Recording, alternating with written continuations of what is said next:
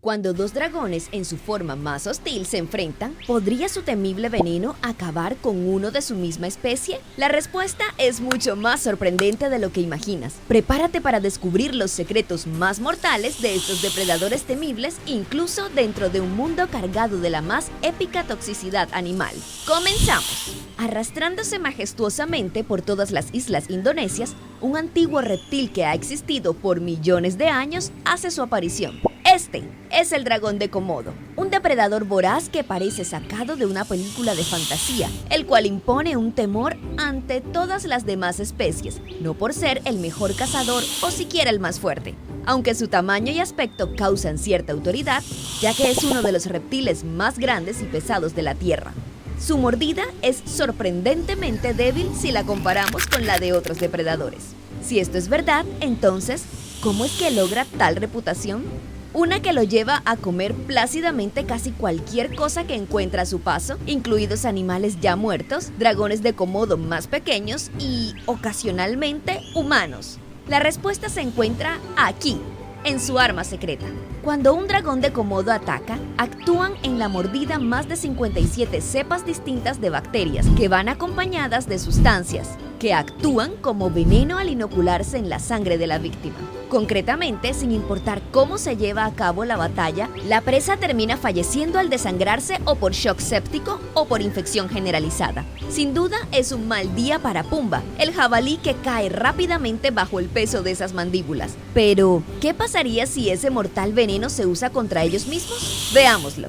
A diferencia de otros reptiles de gran tamaño como el cocodrilo, cuya mordida puede triturar huesos con facilidad debido a la fuerza de tensión comparativa que se hace notar en un estudio realizado por la Universidad de Berkeley, el Komodo tiene una mandíbula incapaz de partir un plato, figurativamente hablando. Claramente, el Komodo es capaz de abrir heridas que pueden llevar a la muerte por pérdida de sangre. Sin embargo, como su poder está en liberar un cóctel tóxico de proteínas que causa hemorragias masivas y debilita rápidamente a su presa, cuando éste ataca a otro miembro de su misma especie, se está hablando de dos fuerzas iguales en competencia por la victoria. Contrario a sus presas, los dragones de Komodo son inmunes a su propio veneno. Así que estos depredadores lo que hacen es enfrentarse a la antigua, en una pelea salvaje de uno contra uno, donde todo se reduce a fuerza bruta y resistencia. Es verdad, no hay veneno que valga. En medio de esta batalla que está próxima a comenzar, un hambriento Komodo adulto está plenamente distraído devorando un trozo de carne que ha encontrado. Parece que es su día de suerte, o al menos lo sería, si otro adulto no hubiera olido la misma carne y se acercara ahora corriendo a toda su capacidad. Ese leve caminar donde casi se arrastra por el suelo queda atrás, para dar paso a un trote donde las enormes patas del reptil lo anuncian ante su enemigo. El otro de inmediato toma posición de defensa, haciendo que ambos golpeen sus cuerpos corpulentos a gran velocidad. Pese al choque, ninguno de los dos cede terreno y ahora muestran sus largas lenguas bípedas a la vez que emiten sonidos de amenaza. Entonces, ambos toman el trozo de carne con sus bocas tirando con fuerza hacia lados contrarios, creyendo que al romperlo quizás puedan obtener cada uno su parte.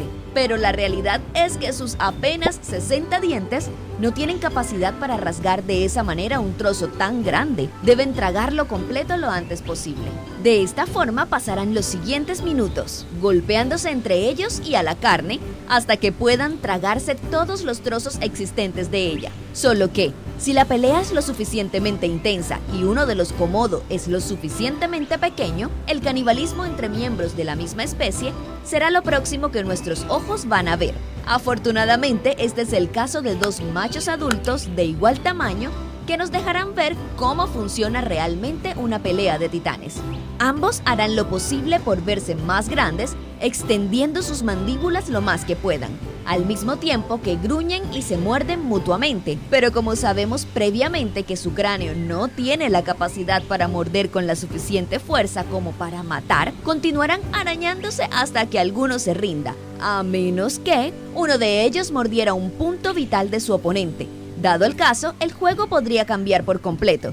Una mordida puesta en el lugar equivocado es un detonador para un desenlace fatal. Si llegara a suceder que los dientes y la posición de su mordida fueran exactas como para alcanzar el torrente sanguíneo de manera directa, el efecto anticoagulante del veneno llevaría a la muerte de un miembro de su misma especie. Este es un detalle particular, aunque fantasioso, dado que curiosamente los komodo no son los únicos animales inmunes a su propio veneno. Suena cruel, pero la evolución lleva a este punto tan crítico en la naturaleza donde miembros de un mismo clan se atacan para sobrevivir constantemente. Pero, ¿qué pasaría si no son de la misma especie?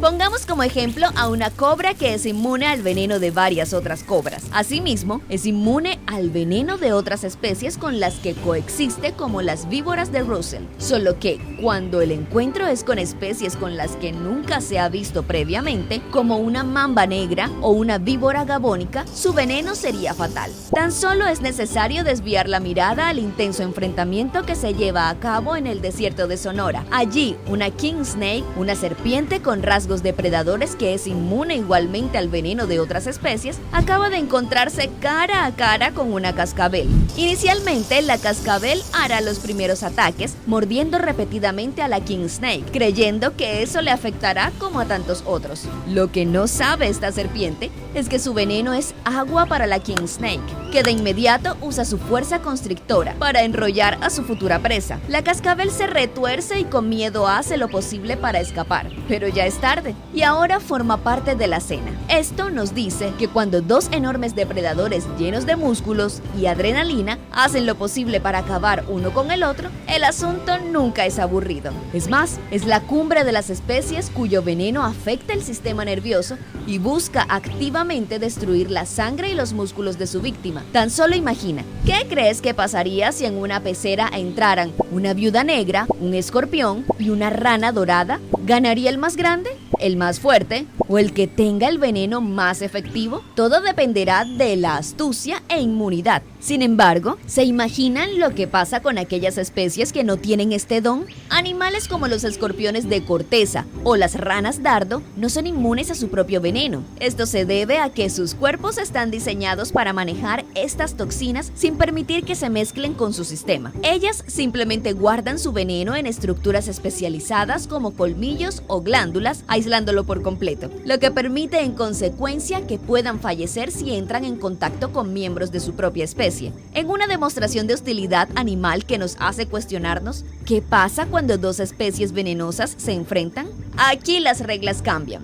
Por ejemplo, una avispa cazadora de arañas puede ser inmune al veneno de otras avispas o incluso al de muchas arañas, pero si se enfrentara a una tarántula Goliat, ambas correrían un alto riesgo de morir, pese a poseer la misma ventaja del veneno. Recordemos que la inmunidad no es universal y depende mucho del animal o insecto que la posea. En la mayoría de los casos, las especies poseedoras de veneno ni siquiera saben defenderse más allá de esta habilidad, por lo que han evolucionado simplemente para llamar la atención a este punto crucial de su supervivencia, como un modo de advertencia. Esta es la respuesta anticipada de ¿por qué las especies más venenosas son las que tienen los colores más llamativos? Propiamente hablando, este fenómeno es conocido como aposematismo y es un método de supervivencia muy efectivo pese a ser el opuesto común del camuflaje. Para entenderlo detalladamente, el fenómeno consiste en que los organismos despliegan colores de peligro para comunicar a los depredadores que son tóxicos o venenosos y evitar el ataque.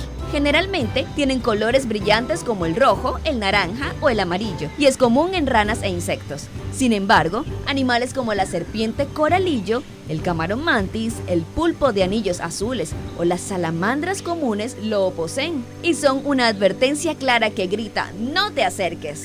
Incluso animales como las medusas, que llevan 7 millones de años usando esta estrategia para sobrevivir, les ha resultado bastante bien. Desde el dragón de Komodo hasta las viejas medusas, la naturaleza ha perfeccionado estas armas químicas para garantizar la supervivencia. Y si aún te preguntas cuál de estas criaturas ganaría un duelo mortal, es por no haber estado prestando atención.